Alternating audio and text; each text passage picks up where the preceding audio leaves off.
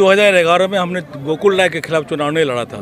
मैंने लड़ा था 2011 में सुभाष गोस्वामी के खिलाफ। चूँकि वो विभिन्न दल ज्वाइन करते हुए 2011 में आके कांग्रेस लीडरशिप ने उन्हीं को ही नहीं, विधायक तो सिटिंग विधायक तो वही थे ना, से अल्टीमेट असर पड़ गया। लेकिन मेरे वजह से ही गोकुल राय शायद जीते भी, इसलिए कहना गलत होगा कि मैंने गोकुल राय अगस्त में इलेक्शन लड़ा। नहीं, करंदगी 9 विधानसभा में एक ऐसा विधानसभा है जिसमें हर तरह के लोग, हर संप्रदाय के लोग रहते हैं, भले ही कोई ज़्यादा है कोई कम हो।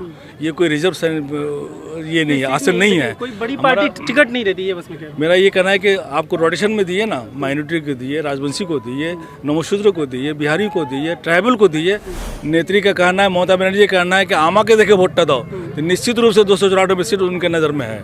तो डेवलपमेंट तो करना चाहिए, क्योंकि उनका डेवलपमेंट का जो ये है वो सार्विक है। उनका जितना भी श्री है, कन्या श्री, जुबो श्री, ये श्री, वो श्री, सबके लिए हम लोग देख के आ रहे हैं। पश्चिम बंगाल विधानसभा चुनाव को लेकर अलग अलग विधानसभा से जो अलग अलग लोग टिकट के रेस में हैं, जो इस बार चुनाव लड़ सकते हैं, उन लोगों से आपका हम परिचय करा रहे हैं। इसी सिलसिले को आगे ले जाते हुए आज करंदगी विधानसभा, उत्तर दिनाजपुर जिले के करंदगी विधानसभा से जो फॉरवर्ड ब्लॉक टिकट के दावेदार हैं, जो फॉरवर्ड ब्लॉक कांग्रेस का जोट है, उसके टिकट के दावेदार हफीज़ आलम भोला साहब है, हफीज़ रहमान भोला साहब है।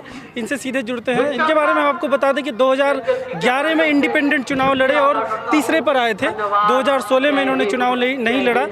हफीज़ साहब, सबसे पहला सवाल ये रहेगा कि आप राजनीति में कब से हैं, कब किस पार्टी से जुड़े रहे, थोड़ा ब्रीफ में बता दें। मैं अपने कॉलेज लाइफ से ही राजनीति कर रहा हूँ।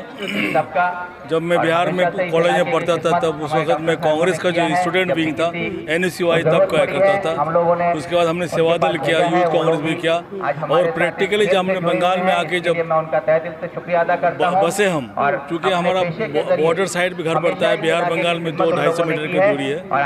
यहाँ में मैं कांग्रेस में सर्वाइव कर रहा था।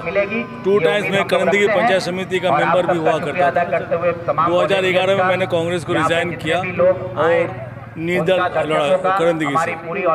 25,000 आदमी मेरे साथ आए विद द कमिटमेंट कि हमको शासक दल में जाना है, और हम लोग TMC गवर्नमेंट की बनी, उसमें हम लोग ज्वाइन किए सारे वोटर्स के साथ, और तब से TMC को ऑर्गेनाइज करने लगे। 2016 में TMC ने हमारे मनोज सिन्हा को प्रार्थी घोषणा किया, हम लोगों ने उसको लग भिड़ के जिताया वहाँ पे, और अब 2021 में है।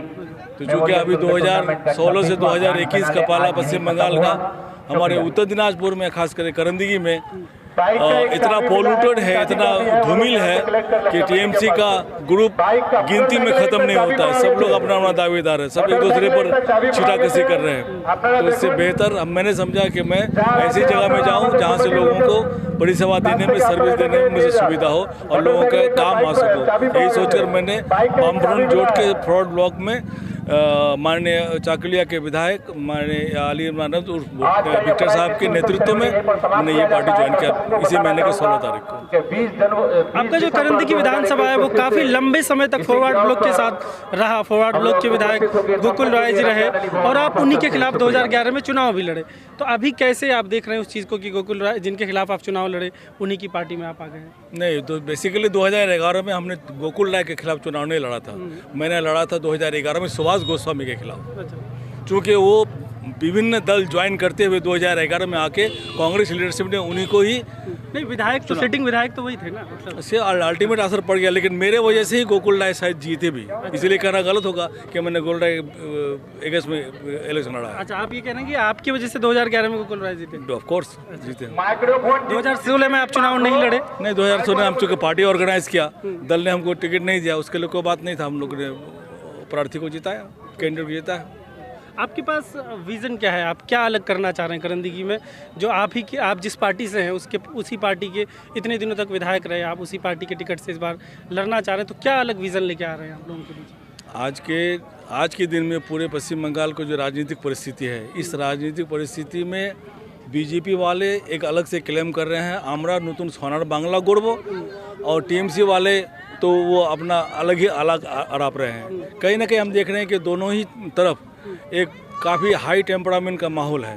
तो इस जगह से करंदगी चूँकि शुरू से एक शांतिप्रिय जगह रहा है, लोग काफ़ी शांतिप्रिय वहाँ पर हैं, इसीलिए वहाँ के लोग भ्रमित नहीं हो जाएं, लोग इधर उधर स्कैटर नहीं हो जाएं, बीजेपी को वॉकओवर नहीं मिल जाए, जिसके वजह से हमने इस प्लेटफॉर्म को सेलेक्ट किया लोगों के मशवरे से। नहीं, काम के सिलसिले में कह रहा था, स्थानीय मुद्दे आपके नज़र में किन मुद्दों को प्राथमिकता प्रायोरिटी देनी चाहिए? करंदी का सार्वजनिक विकास पिछले दिनों में बहुत कम हुआ है, उसकी व्याख्या हम नहीं कर पाएंगे, लोग वहाँ पर कहेंगे। वहाँ कम्युनिकेशन हुआ, वहाँ शिक्षा हुआ, वहाँ हेल्थ हुआ, काफ़ी पीछे पड़ा हुआ है। वहाँ मेरा करंदी की चूँकि कृषि प्रधान जगह है, वहाँ पर है, कृषक का कोई इंफ्रास्ट्रक्चर वहाँ पर नहीं है। आपको पता होना चाहिए कि करंदी की विधानसभा के अंतर्गत सुनीति की एक जगह है जो नॉर्थ बंगाल में सबसे बड़ा चावल का एक्सपोर्टर है, तो उसके लिए भी कोई गवर्नमेंट के पास सुनिर्दिष्ट इंफ्रास्ट्रक्चर नहीं है। ये सारा चीज़ काम में आ जाने, कुछ मिलर हैं लेकिन बहुत बड़ा उद्योग भी वहाँ पर नहीं है। आने से लोगों को बाहर जाने की ज़रूरत नहीं पड़ेगी, अपने ही एसेट से, अपने ही संपत्ति से अपनी जगह पर लोग संतुष्ट रह पाएंगे। इसी दिशा में काम करने का सोच कर हमने ऐसा स्टेप लिया है। इस पिछड़ेपन के लिए आप दोष किसको देते हैं? फॉरवर्ड ब्लॉक के विधायक को, या जो टीएमसी के विधायक जो एक ही टर्म अभी उनका हुआ? नहीं, टीएमसी के विधायक का 1 साल हुआ है, लेकिन टीएमसी तो एक टर्म हुआ है, लेकिन यहाँ पर तो पिछले 10 साल से वहाँ पर है, पिछले 10 साल से यहाँ पर है। नेत्री का कहना है, ममता बनर्जी का कहना है कि आमा के देखे वोट दो, तो निश्चित रूप से 294 सीट उनके नज़र में है। तो डेवलपमेंट तो करना चाहिए, क्योंकि उनका डेवलपमेंट का जो ये है वो सार्वजनिक है। उनका जितना भी श्री है, कन्या श्री, जुबो श्री, ये श्री, वो श्री, सबके लिए हम लोग देख के आ रहे हैं। तो ऐसी सूरत में हम 5 साल का ना गलत होगा, बल्कि 10 साल में इस सरकार में करंदी में कोई उन्नयन नहीं हुआ, कोई डेवलप नहीं हुआ है। अगर पार्टी आपको टिकट नहीं देती है तो फॉरवर्ड ब्लॉक के साथ जुड़े रहेंगे या इंडिपेंडेंट आएंगे? फिर पार्टी समझने समझ, अगर पार्टी टिकट नहीं देती है, आपको उम्मीदवार नहीं बनाती है इस बार, कौन सी पार्टी? फॉरवर्ड ब्लॉक आपको अगर इस बार उम्मीदवार नहीं बनाती, कोई दिक्कत नहीं, जुड़े रहेंगे या इंडिपेंडेंट आएंगे? यहाँ पर सबसे बड़ी बात है कि यहाँ वामफ्रंट में फॉरवर्ड ब्लॉक है, सीपीएम है, कांग्रेस है, अभी शायद हाल फिलहाल में अब्बास सिद्दीकी का ISF एंड कर रहा है। ये एक सब लोगों का एक टारगेट है, कॉमन मिनिमम टारगेट है। सब लोगों के साथ काम करने में जो ये है, वो शायद वहाँ वन मैन डिक्टेटरशिप में हम सही नहीं है माहौल। यहाँ सब लोग मिलजुल के काम करने का एक मानसिकता लेकर चलते हैं, जोट में जो चीज़ और नहीं, वो दूसरी जगह नहीं है। आखिरी सवाल है, मेरी जानकारी जहाँ तक है, जो मेन पार्टियां हैं, अब पिछले कुछ इलेक्शन से वहाँ मुस्लिम कैंडिडेट नहीं खड़ा करती कैंडिडेट आपके करंदी में, तो आपको लगता है कि इस बार महाजोट जो है आपके, वो मुस्लिम कैंडिडेट पे भरोसा करेंगे? नहीं, करंदी की 9 विधानसभा में एक ऐसा विधानसभा है जिसमें हर तरह के लोग, हर संप्रदाय के लोग रहते हैं, भले ही कोई ज़्यादा हो कोई कम हो। ये कोई रिजर्व ये नहीं है, आसन नहीं है। कोई बड़ी पार्टी टिकट नहीं देती है, बस में मेरा ये कहना है कि आपको रोटेशन में दिए ना, माइनॉरिटी को दिए, राजवंशी को दिए, नमशूद्र को दिए, बिहारी को दिए, ट्राइबल को दिए, पॉलिटिकल क्रेडेंशियल जिसमें है, पार्टी जिसमें देखती है सबको दिए, रोटेशन में आना चाहिए। मेरा ये अपना मानना है। सिर्फ एक जगह हम फिक्स रह जाएंगे, वो सही नहीं होता, बाकी लोगों में इसमें रिजर्वमेंट होता है। नहीं, इस चीज़ को आप देखते कैसे हैं कि कई बार से पिछले कुछ इलेक्शन से जो मेन कंटेंडर होते हैं वो मुस्लिम नहीं होते, तो वो आप उसको कैसे देखते हैं? मतलब मेन जो पार्टियां होती है, आप इंडिपेंडेंट लड़े 2011 में, 2016 में भी एक इंडिपेंडेंट कैंडिडेट मुस्लिम थे, लेकिन मेन पार्टियां मुस्लिम कैंडिडेट नहीं खड़ा करती, इसको आप कैसे देखते हैं? चूँकि वहाँ मार्जिन बहुत कम है, मार्जिन 1-1.5% का मार्जिन वहाँ पे है, इसीलिए बाकी लोग हो सकता है कि वो हिम्मत नहीं कर पा रहे होंगे।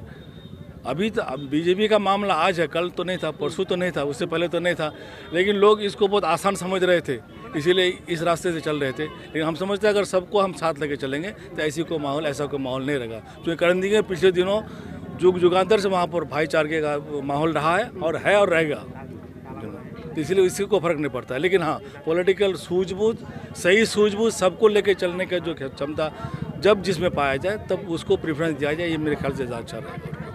बहुत बहुत